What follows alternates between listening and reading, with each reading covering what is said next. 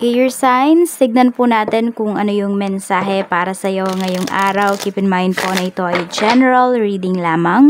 So, hindi po lahat ay makaka-relate. So, be open-minded. Sa mga hindi pa po nakasubscribe dito sa ating channel, please subscribe na po kayo and pa-like na din po ng ating video. At sa mga nice naman po mag-avail ng ating private readings ng ating Evil Eye Amulet, makikita nyo po yung link sa description box. Ayan, meron din tayong tiaras bracelet. Ito po yan. Suot-suot ko po yan. Ang ating tiaras bracelet. Okay. So, tignan po natin kung ano yung mensahe para sa'yo. Pero bago yan, mag-cleanse muna po tayo ng ating space. Okay. Cleanse muna natin yung ating space. Air signs. Ayan. This is for you, air signs. Ito yung ating evil eye. Cleanse muna natin yan. Yung iyong space. Yung iyong energy. Okay. Siksik, liklik. At umaapaw na blessings ang paparating para sa'yo ngayong araw na ito. Air signs. Okay. Tingnan na natin kung ano po ang mensahe for you. Mensahe natin, spirit guide for air signs. We have the lovers. Okay. So, okay ba yung relationships mo? Hindi lang yan with your person, with your loved ones, with your family, with your friends, with your colleagues. Okay ba? So, ayan po. So, marami kang divinely guided na dito, mga relationships po. Air signs. Ayan. So, yung mga tamang tao, mamimit mo talaga sila sa mga tamang oras na pwedeng meron silang mabuti o hindi man kabutihan na ibibigay sa life mo. So, 'di ba, pag hindi masyadong maganda yung binibigay sa atin ng isang tao, so lesson siya sa life natin. Take nyo na lang siya as lessons. Tignan naman natin, we have the Tower. We have Page of Pentacles. Okay, merong pinoproblema yung iba sa inyo dito in terms of finances. Ayan, sa family to. Pwedeng, hindi ko alam kung may pinapagawa ba kayo or meron ba kayong kailangang ipa-renovate sa bahay. So, yung iba po sa inyo, yun yung pinag-iipunan po ninyo. Kung hindi man lang kayo to, air signs, pwedeng kayo ng mga family members mo. So, magtutulong-tulong naman po kayo dito. Tingnan naman natin, pagdating naman po sa iyong, so we have Page of Pentacles, tapos pagdating naman po sa iyong, friends. Okay, sa friends mo naman, we have 10 of Cups. Ayan. And we have 8 of Swords. May mga friends ka dito na nakikita ko. Actually, air signs, parang hindi mo talaga sila friends. Nakikita ko dito kapag maraming mga magagandang nangyayari sa life mo, nagbubulag-bulagan sila. You know, parang kahit sinasabi mo na, alam mo yung parang kino-congratulate kanila pero labas sa ilong. Ganun yung nafi-feel ko dito. Air signs. Kaya medyo mag-iingat kayo sa mga friends po ninyo na pinagsasabihan po ninyo ng mga plans ninyo, ng mga ng mga magagandang nangyayari sa life ninyo. Oo. Kasi meron dito. Yan, parang nagbubulag-bulagan sila sa growth mo, pero pag sila, nako, todo yabang sa'yo. Ganon. Tignan natin pagdating naman po sa iyong love life. We have the Sun. At mayroon tayo ditong the Hermit. Okay. So, pwedeng may kasunduan kayo dito ng person mo. Ayan, parang kanya-kanya kayo ng ginagawa kasi ngayon. Okay, kanya-kanya muna kayo today. So, okay lang naman po yun sa inyo. Wala namang problema kasi pinag-usapan nyo naman po ito. So, 'di ba? Nagiging maayos talaga yung relationship ninyo kasi may communication. 'Di ba? May right communication na nangyayari po dito. And we have naman Death card. Okay, so pwede po na nakikita mo na nagbabago, nag-grow kayo parehas ng person mo. So, wala ka masyadong nakikitang problema dito pagdating sa inyong relasyon. Yung iba lang po sa inyo, okay, kung kayo naman ay hindi na pinapansin ng person ninyo, feeling mo ginost ka na niya. Okay? Meron kasi siyang pinoproblema dito. More on family problems yung pinapakita po.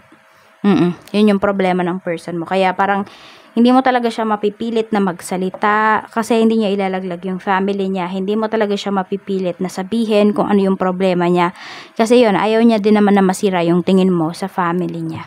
Tignan natin pagdating naman sa iyong kaperahan. Sa kaperahan naman po, Spirit Guide, we have 5 of Cups. Medyo mag-ingat lang kayo, air signs, kasi may mga regrets kayo dito. May pagdadalawang isip na kayo dito pagdating sa inyong mga gastusin. Ayan, pag-isipan nyo daw mabuti kasi we don't want naman na mag-regret ka, air signs, no? Kaya pag-isipan mo tong mabuti. If you will push this, yung mga gastusin na to, or stop na muna. Yan. Okay, we have Queen of Pentacles. Okay naman yung finances mo, maganda siya, but yun lang sinasabi sa'yo dito ni Universe. Pag-isipan mo mabuti because, ayun, baka magkaroon ka ng regret dito.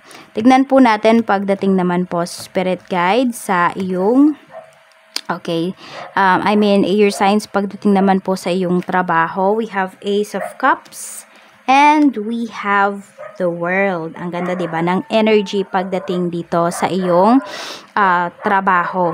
So, pwedeng merong offer sa'yo dito abroad or may magandang offer po na paparating para sa'yo. Some of you, dyan po yan sa current trabaho po ninyo. So, wag na kayong lumayo for some of you. Tignan nyo na lang kung gusto nyo pa bang magstay dyan.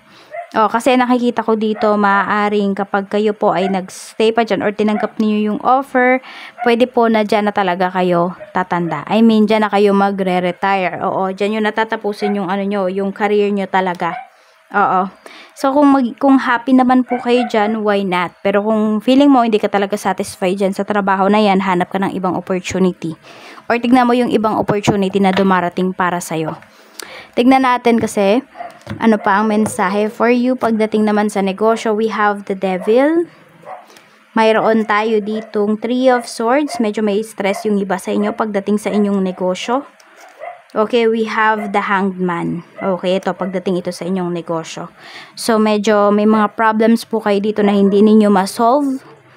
Kasi nagkaroon kayo ng buong tiwala towards dun sa pwedeng ka-deal po ninyo. Pwedeng dun po sa inyong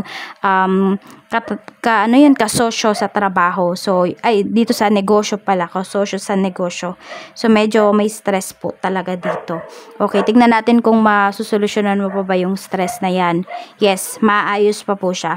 So, kung meron man dito mga pagkakautang, may mga debt po dito sa inyong negosyo, mababayaran naman siya, but it will take some time talaga at kailangan nyo talagang i-break yung pattern. Air signs kung gusto ninyong makalaya po dito. So, parang yung iba sa inyo kasi yung puhunan po ninyo sa negosyo nyo talaga is galing ba yan sa utang, air signs, kaya yung iba sa inyo nahihirapan kayo. So, i-control nyo po talaga yan.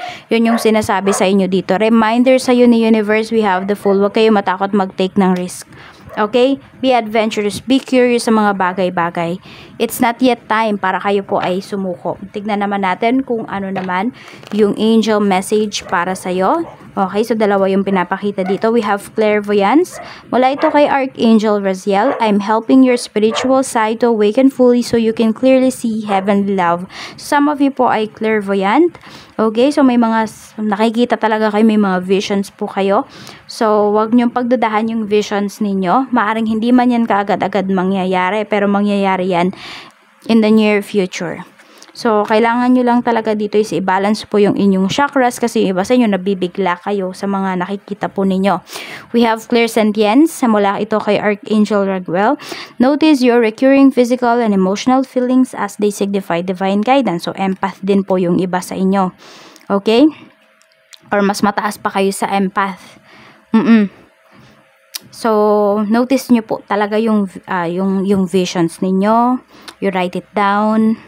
And for some, parang you make journal para doon. Tapos, yung mga nararamdaman po ninyo, kasi, wag nyo pong babaliwalain yan. Air signs. At ito po yung iyong mga lucky numbers. Isulat nyo na lang po yung inyong mga lucky numbers. We have number 25, 26. We have number 15. We have number 28. 46 and 50. Yan lamang po. Maraming salamat. Mag-iingat kayo always and more blessings to come. Bye-bye!